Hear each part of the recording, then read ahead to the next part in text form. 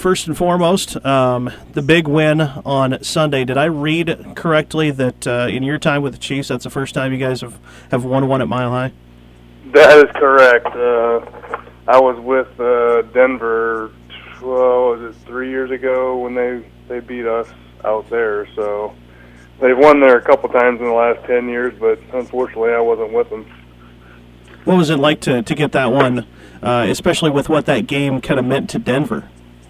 It was good. I mean, for us, it ended on a good note. We had a pretty sour taste in our mouth the week before after getting beat by Oakland and having 2 field goals blocked, and we knew we should have been playing for the AFC Championship for the division, West Division, and it didn't happen. So we knew we had to go out there and take care of our business, and we did. Does Coach Crennel deserve to be retained? I don't know. That's not in my hands. I can't really say. That's why they have an owner and a GM to make those decisions. Do you think he's done enough in these last couple weeks, though?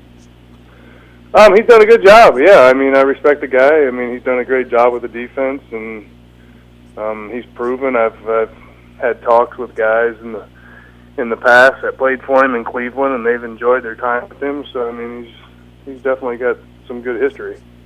Talk about the West Division this year. You mentioned how close you guys were to factoring into that. When it ended up being a 3-way tie, it was close to being a 4-way tie for that division championship. Just how crazy were things game in and game out in that league this year? Yeah, it was an interesting division this year.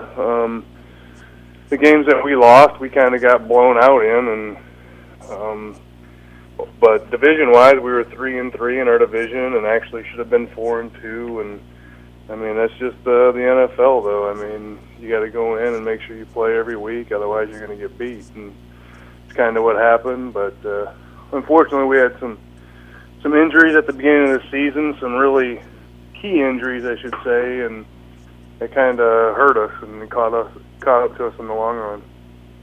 Do you think that Coach Haley was kind of a victim of that? You guys had some success last year, then you had all these guys out early in the year, and do you think he kind of got swept up in those injuries? Well, yeah, I mean, that's part of it. I mean, there's a lot of other stuff that goes into it too. But losing your best running back, your All-Pro running back, and your All-Pro safety, and your best tight end, and I mean, that kind of takes a lot out of the offense and a lot out of the defense, and a lot out of the team for that matter. Well, speaking of injuries, I mean, let's talk about this streak that you've got going. A long time, more than 10 years now, have going back that you haven't missed a start or a snap. Yeah, I'm sure that you've been banged up in some of those games. Just how have you been able to keep that going? I don't know. I've been pretty blessed injury-wise, major injuries. Like you said, there's been nicks and bumps and bruises and sprains and everything else along the way, and you just got to fight through it. I mean, that's what I'm here to do, and I play football for a reason. I don't play it to necessarily make the money, but I go out there to play football because that's what I love to do. And like half the year this year, I played with a torn ligament in my finger on my snap hand, so it wasn't the easiest time, but like I said, I love playing football, and I wouldn't miss it.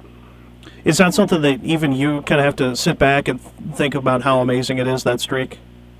Oh, yeah, there's no question. I mean, there's so many little freak things that can happen on a football field. And my friend, when we play in Denver, past Sunday, he got rolled up on. He'd been starting right guard for Denver, and I saw him after the game, and he told me, he goes, "How do you do it?" And I said, "I don't know." He goes, I told him I just been blessed, and it's kind of crazy, but you learn how to. I mean, you play long enough, you learn how to fall, and if you got people around your legs, you try to get away from it. And I mean, but overall, you're just lucky, and you know there's somebody watching over you. Is that desire to want to get out there every day, is that something that was instilled by Coach Thomas and by some of the guys that you grew up around in Parkersburg? Yeah, I mean, not only by Coach Thomas and teammates and everybody else, but mom and dad that raised you the right way. And I mean, just there's so much that goes into it that you become who you are, that other people factor into it. So I mean, you definitely got to give them thanks, but along the way, you got to keep doing it yourself also. You know, people in my job make a big deal out of it when quarterbacks do anything, basically, but when quarterbacks have a long streak like that, there's a lot made of it when Peyton Manning couldn't play this year and when Favre sat out a game. As a lineman, do you feel like what you've done is maybe a little bit more impressive, given that you're getting hit on every play? I don't necessarily think it's more impressive. I mean, just like you said, you're getting hit every play, on every down, and I mean, it takes a toll on your body, and the way I've had my body hold up for me and continue to keep doing it, it's amazing. But I don't know if it's more impressive than what a Brett Favre has done, or a Peyton Manning, or any of that stuff. It's just a good streak to have. Coming out of Iowa 15 years ago, did you ever think 16 years in the NFL? No, not at all. Especially after my senior year when I busted up my foot, and all the doctors in the NFL had told me that I'd never play football again. And like you said, 16 years later, it's just remarkable. And to do it coming in as a free agent and not being a hot round draft pick and just going the hard way about it makes it even more special. What's the biggest difference in the league from then to now, between in '96 when he came in to the way the league is right now?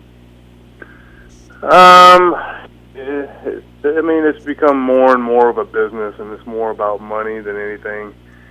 And I know you still got to go out there and play, and guys care about winning and stuff, but I don't think it's as much anymore. For me, even yesterday, leaving the locker room for the last time, I was like one of the last guys to leave, and it's just hard. I mean, because you put in all the work and time, and guys just get out. They just leave. They want to get out and go about their own business. But for me, it was bittersweet because I wanted to keep playing, but on the other hand, you can't. So it's like I said, it's just a business. It's a weird business, but that's just the way it is. Is there going to be a 17th season for Casey Wiegmann? I highly doubt it. It's been a good ride for me, but I can't really say. But it'd be tough for me to come back. I know that. So what's life after football going to be like for you? Life after football will be good. I got a 4-year-old and a 1-year-old that I plan on taking care of with my wife, and just enjoying them, raising them. I know I'll eventually get into high school coaching and give back, because I know Coach Thomas was such a vital part of my life, and I want to make sure I give back to the kids too, because we definitely need more leaders out there and leading them in the right direction. Just talk about that desire to give back. That's something that you just touched on. That's something that you don't hear a lot of players talk about these days. Some of them, yeah, but it's just not something that you hear people when they retire say, well, a lot of them say, I'm going to get into TV, or I'm going to run a business, I'm going to do whatever. You don't hear a lot of guys say, well, I want to be a high school coach now. Talk about where that comes from. Is that a Coach Thomas thing? It's definitely a Coach Thomas thing, but on the other hand, I've also been blessed to have made enough money to sit back and really enjoy life and take care of my family. But I mean, I want to give back, because I know Coach Thomas, he instilled in me a lot of values and beliefs and stuff that helped me become who I am and shape me as a man, and it was in the right direction. And I wouldn't definitely not have played at the University of Iowa or in the pros for 16 years if it wasn't for him, because he did a lot for me, and I want to make sure I do the same thing for a lot of young men. Who was the best coach you had while you were in the NFL?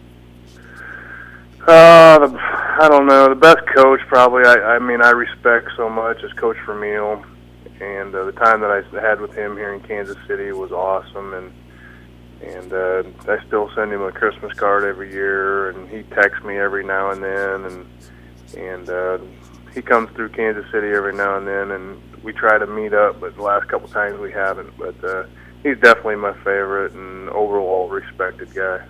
I know public perception is one thing, and reality oftentimes is something very different, but he seems like a guy that would be very difficult to not get along with him. Oh, yeah, there's no question.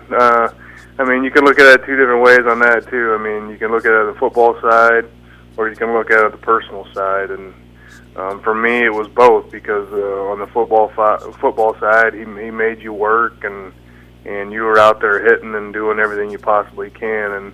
And for me, I had no problem doing it, because I was really, that's the type of, I'm a blue collar kind of guy, and it didn't bother me. And on the personal side, I mean, he got along with everybody, and he always brought everybody over to his house and had dinner. And I mean, you just don't see that as a professional head coach. What about the most talented player that you ever had the chance to play alongside of? Oh man, I've been pretty fortunate to play with many great players, and I'd be disservicing anybody. I've played with Hall of Famers and guys that have been league MVPs, and it's just you can just go on and on and on. And we got two of my offensive line mates that I played with here in Kansas City are up for the Hall of Fame this year, and I mean, I can't even name. There's just so many on the list. What about guys on the other side of the line? Was there ever a defensive tackle that, when you saw him on the schedule, you knew you'd have to be real geared up for it? Well, shoot. I mean, in my young years, we played Green Bay when I was with Chicago, and of course, that's when Reggie White was still around. And heck, I gave up my first sack to John Randall in Minnesota. And but I mean, they're just, the NFL is just rich with a lot of talent and big, strong, physical, athletic men that if I was to name one person, it would ruffle some feathers for other people. So, I mean, there's just so many guys that are good. Gotcha. Well, I'm going to put you on the spot here a bit. I know you kind of answered the question a bit before, but if you had to put a percentage on it, the odds of you playing again next year, I know you said they're not good, but if you had to put a specific number on it, what would it be? That'd be putting me on the spot quite a bit, and I've kind of said to other people that have been hitting me with that question, and last week when Jason Taylor with the Dolphins came out and told the media that was going to be his last game this past weekend, I told the people that that's something I'd never do. It's not the type of person I am to want the individual status and to be singled out like that. So I don't know if I can give you an answer to that one. Gotcha. I didn't expect you to be honest. I didn't expect you to. So, well, Casey, I appreciate you taking some time today, and whatever the future holds, best of luck to you. I appreciate it. Thanks. All right. Have a good one. You bet, man.